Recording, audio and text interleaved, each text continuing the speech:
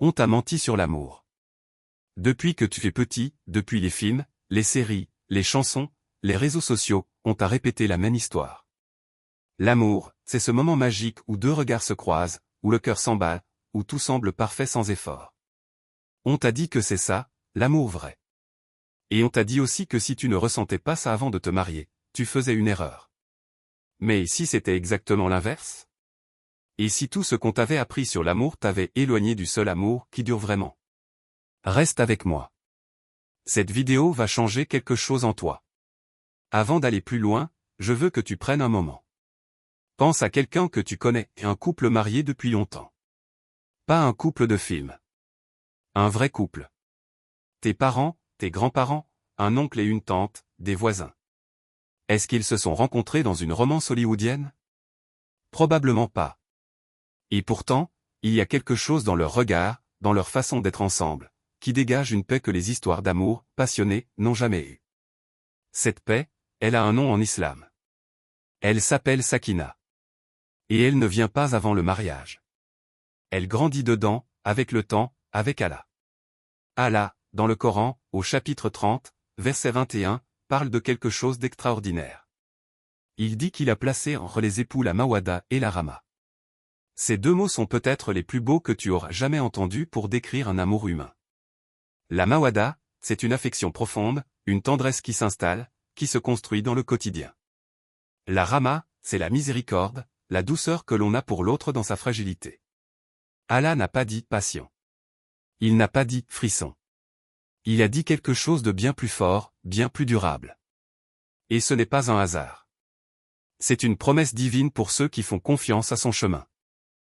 Mais alors, pourquoi est-ce que tant de gens ont peur de se marier sans avoir d'abord ressenti quelque chose? Pourquoi est-ce que la question « est-ce que je l'aime vraiment ?» génère autant d'angoisse avant le mariage? Parce qu'on a confondu deux choses totalement différentes. On a confondu l'amour et l'attraction. On a confondu le frisson du désir et la profondeur du sentiment. L'attraction peut naître en quelques secondes. Mais l'amour, le vrai, celui qui tient debout pendant les épreuves, qui résiste aux disputes, qui survit à la maladie et aux difficultés, cet amour-là ne peut pas se construire en quelques semaines de fréquentation haram. Il se construit dans l'engagement. Il se construit dans le halal. Réfléchis à la logique de ce que la société te propose. Tu dois tomber amoureux avant de vraiment connaître quelqu'un. Avant de voir comment il se comporte dans la difficulté. Avant de savoir s'il est patient, généreux, fidèle dans l'adversité. Tu dois ressentir un amour fort pour quelqu'un que tu ne connais pas encore profondément. Et ensuite, quand tu le connais vraiment avec ses défauts, ses peurs, ses mauvais jours, tu dois maintenir ce même amour romantique à tout prix. C'est une construction impossible. C'est un château de sable. L'islam propose quelque chose de radicalement différent et de radicalement plus intelligent. Il te dit, commence par l'engagement. L'amour suivra. Et il sera bien plus solide. Le prophète Mohammed, que la paix et les bénédictions d'Allah soient sur lui, avait avec son épouse Khadija, que Allah soit satisfait d'elle, un amour que les historiens décrivent comme l'un des plus beaux exemples d'amour conjugal que l'humanité ait connu. Elle fut sa première épouse, sa confidente, sa soutien dans les moments les plus difficiles de sa mission. Et lui, des années après sa mort, continuait à parler d'elle avec une tendresse visible. Ce n'était pas un amour de film. C'était un amour fait de loyauté, de sacrifice, de présence dans les moments difficiles. Un amour qui avait grandi à l'intérieur du mariage, nourri par les épreuves communes, par la confiance mutuelle, par la peur partagée d'Allah. Voici quelque chose que personne ne t'a probablement jamais dit de cette façon. L'amour n'est pas seulement un sentiment. L'amour est aussi un acte de volonté. C'est une décision que tu renouvelles chaque jour. Et c'est précisément pour ça que le mariage islamique est construit sur des fondations si solides.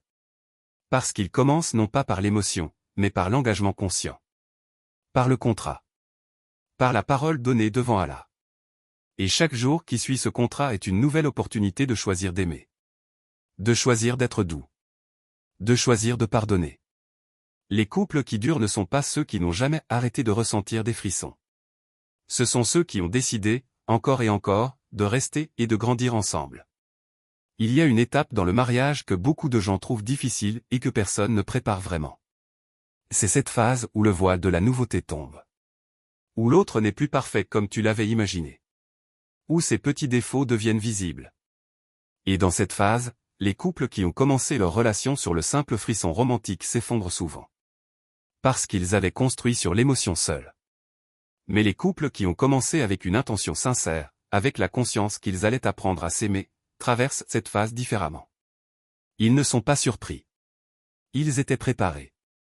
Et c'est dans cette difficulté-là que la vraie Mawada commence à naître, dans l'acceptation, dans la patience, dans la miséricorde.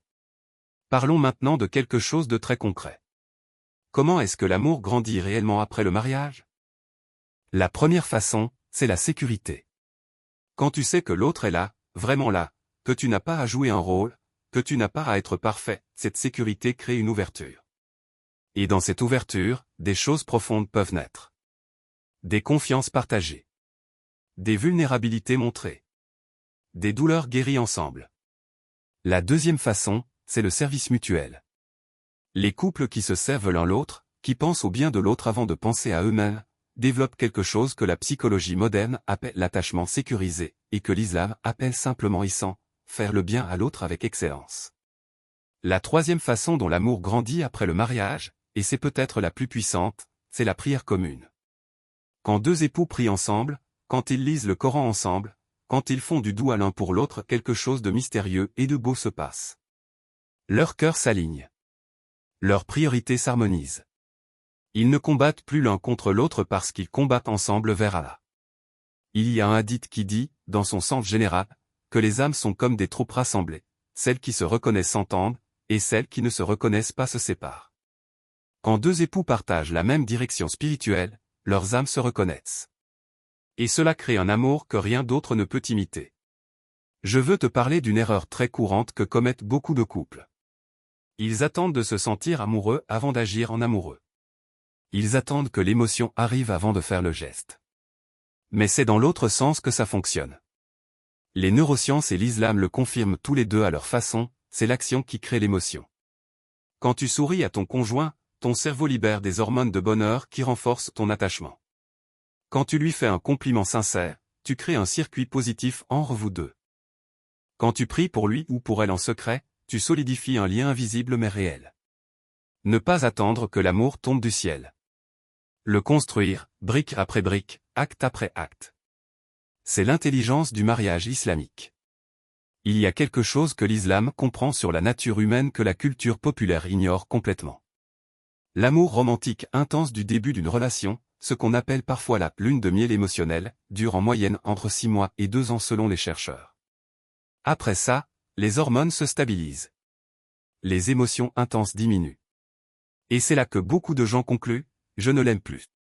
Alors qu'en réalité, ils entrent simplement dans la phase adulte de l'amour. La phase de la profondeur. Mais parce qu'ils n'avaient pas été préparés à cette transition, ils fuient. Ils cherchent un nouveau frisson ailleurs. Et le cycle recommence. L'islam, lui, te prépare. Il t'apprend que ce qui vient après le frisson est encore plus précieux. Voici une question que je te pose directement, et j'aimerais vraiment que tu y réfléchisses, qu'est-ce que tu apportes à ton mariage aujourd'hui? Pas ce que ton conjoint ne fait pas. Pas ce qui te manque. Toi. Qu'est-ce que tu déposes chaque jour dans ce mariage pour le nourrir? Parce que l'amour dans le mariage ressemble à un jardin. Si tu l'arroses, il fleurit. Si tu le négliges, il se dessèche. Aucun jardin ne fleurit tout seul. Et aucun mariage ne s'épanouit sans effort conscient. Le prophète était décrit par ses proches comme quelqu'un qui aidait dans les tâches du foyer, qui était doux avec ses épouses, qui les complimentait et les honorait. Il n'attendait pas que son mariage soit heureux. Il créait les conditions de ce bonheur. Parlons de la Rahma maintenant, ce deuxième pilier de l'amour islamique. La miséricorde. C'est peut-être le concept le plus révolutionnaire dans la vision islamique du couple. Dans toute relation humaine, il y a des moments de faiblesse. Des moments où l'autre déçoit. Des moments où il dit quelque chose de blessant, où il fait une erreur, où il n'est pas à la hauteur de ce que tu espérais. Dans ces moments-là, la culture moderne te dit, tu mérites mieux, pars. L'islam te dit quelque chose de totalement différent. Il te dit, sois miséricordieux comme Allah est miséricordieux. Vois la fragilité de l'autre non pas comme une trahison, mais comme une invitation à être le meilleur de toi-même. La Rama transforme les défauts de l'autre en opportunités de grandeur pour toi. Je veux te parler d'un piège très subtil dans lequel tombent beaucoup de couples mariés. C'est le piège de la comparaison. Tu regardes les couples sur les réseaux sociaux. Tu vois des photos magnifiques, des voyages, des déclarations publiques, des sourires parfaits. Et tu te demandes, pourquoi eux et pas moi? Pourquoi mon mariage n'a pas cet éclat? Mais souviens-toi que tu ne vois jamais les nuits de larmes. Tu ne vois jamais les disputes du matin. Tu ne vois jamais les doutes et les peurs que chaque couple traverse en privé. Ce que tu vois, c'est la façade.